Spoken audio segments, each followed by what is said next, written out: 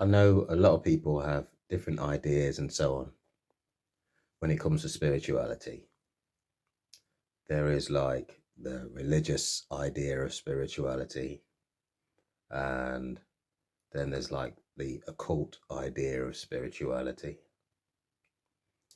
And, maybe there's plenty more. I'm not going to go all deep into that, but obviously, my point is that there's a lot of different ideas on it. And, for me, and how I look at spirituality is it's kind of like a destructive mechanism. In many ways, it's a destructive mechanism. If you settle for an idea of what spirituality is, as in how you see yourself and how you identify yourself as something in terms of being spiritual, then you kind of missed the mark. I mean, to think in terms of spirit being something that isn't physical, okay, then it's easy to slump for the idea that, okay, spirit being non-physical, kind of like a ghost figure, that sort of thing. And then we are a soul inside a body, as many people have said over the years and so on, or a spirit inside a body, whatever it is. So it becomes easy to conjure up an idea in your mind about this and some kind of image in your mind. But the way that I look at it is to embrace the idea of being a soul inside a body. Okay, and let's say this being how you want to approach spirituality. So not as something to believe, but like an approach, a kind of a doorway, if you like.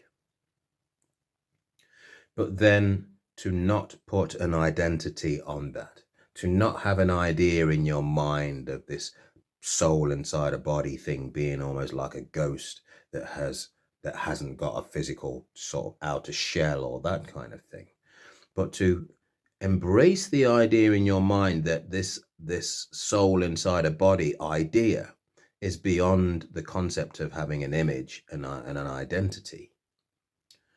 Because the whole idea that we have to have an image and an identity is the conditioned mind. This is the conditioned idea. So it's like the mind needs to have something to identify with, something tangible. But then, okay, so to look at this idea that you are a soul inside a body, and then to couple that with this suggestion from so many gurus and teachers and so on, right through the Bible and all of these religious books and so on, the Bhagavad Gita and all of these books that I'm familiar with, that suggest that you look within. It doesn't matter what you read anywhere. It doesn't matter who said it. It could be a saint, it could be a sinner, it could be a king, it could be a peasant, it could be a murderer, it could be a priest, it could be anybody. But if somebody says to you, suggests to you that you look within to realize your fundamental truth, to realize who you are, then that's the only thing that really matters. The only thing. It doesn't matter what anybody else says. It doesn't matter what else you read anywhere. It doesn't matter what book it is, it doesn't matter how holy it is. None of the stories or anything else matters. The only thing that truly matters is look within, because that is the ultimate power that you have. That's the ultimate power that you have. This is beyond believing anything. You can read all kinds of stuff in books. You can be told all kinds of nonsense, but it requires that you engage your mind to believe what you've read or you've been told. But if you look within, this means that you are going deeper than knowledge, deeper than any information that you might have gathered, regardless of who it's from. Because the most important teachers have said, look within. And what these teachers have also said in a roundabout way, maybe directly, is that they don't have your truth. They are not the owners, the deliverers, or whatever of your truth. Your truth, what is the truth for you? You can only find if you look within. To know thyself. Now, we can look at this know thyself in kind of two ways. There is the self that you think that you are, which is basically the idea that you have in your mind. This whole idea, this conceptual idea that comprises of your image, your identity, and everything that you look like, all your features and all your possessions and the things you love, the things you hate, blah, blah, blah, blah, blah. All of these are your illusory self. Let's say it's your illusory self because basically it's all in your mind. It doesn't exist for anybody else. Everybody else that looks at you sees you completely differently to how you think of yourself. So that's just an illusion. But then there is, for want of a better turn of phrase, let's call it the deeper self, which is beyond all of the ideas that you have in your mind, beyond this gathered information and this cultivated, conditioned idea of who you are, this illusion, to go deeper than that. And this is the realization that takes place upon looking within. It's like to look outwardly is to look without. This is like saying, basically, that you are without an identity until you have found something outside of yourself. So if you believe that your identity is outside of yourself and has to come from somebody else, then you're never going to find it, because you then have to really put all of your faith and trust into somebody else to give you that identity. And we've seen it, and we will always see it, that everybody else has got a different idea of what your truth actually is. So then to realize your truth within you, this means that you are not lacking it. It's not something that you are missing. It's not something that you have to find anywhere else. You already have it. It's just a matter of realizing that.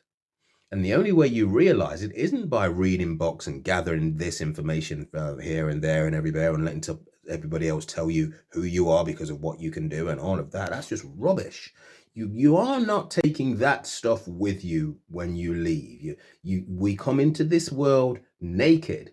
We leave this world naked. And as I've mentioned that word naked, it's just sort of thrown this image in my mind, the Bible and the Garden of Eden. And I look at the whole Garden of Eden story, and I'm just going to throw this in real quick. There's two trees in the Garden of Eden. There's the tree of knowledge, of good and evil. And if you study the Bible, please correct me if I'm wrong. The tree of knowledge of good and evil, and the tree of eternal life, I think it is. And it's the tree of knowledge of good and evil which Adam and Eve eat from. And, again, I could go deeper into this whole idea of Adam and Eve, but for now, I'm just going to simplify it. It's the tree of knowledge of good and evil that Adam and Eve eat from that then opens their eyes, as it says. But if you look at it closely, it opens their eyes to being judgmental. So the moment that they eat from this tree, they immediately judge themselves. But if you look again, it's not directly themselves that they judge, it's God.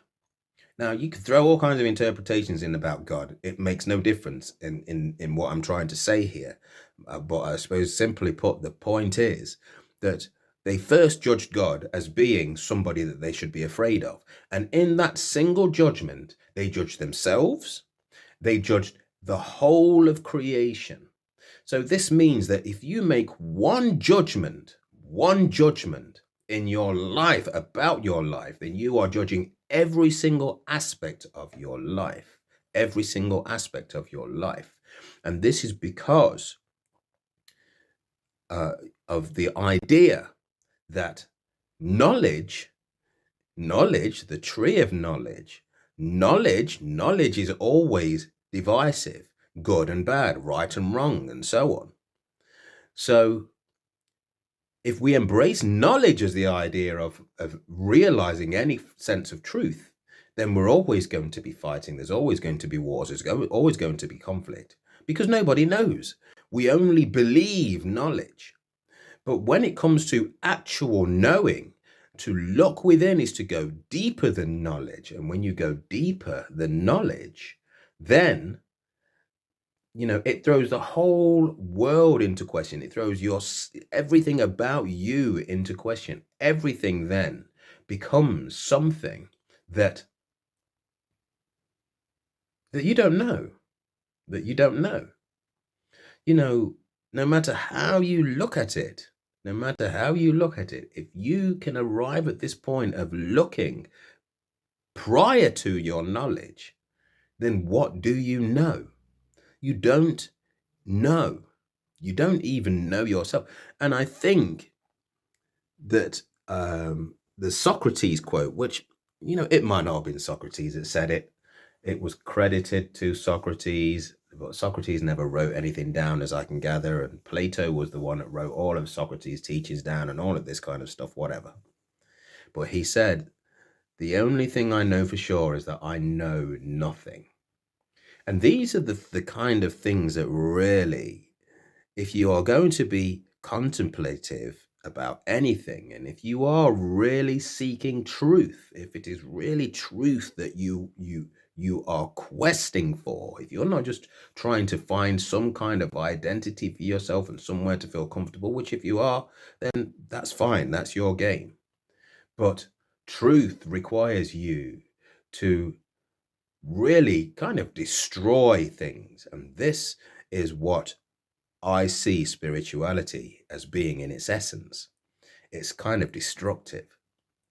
With spirituality, you destroy everything that you believe, everything that you think is true, right, wrong, whatever, all of that kind of stuff.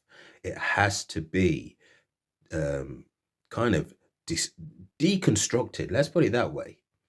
And I've said before, the best use of your intellect, your learned and gathered information, your educated mind, is to question your mind.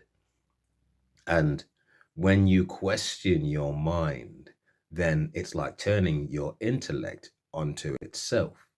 And to arrive at the point of doing that, this is where everything just basically falls away by itself. And I suppose ultimately at that point, there is the realization of who you are, but only by realizing who you are not.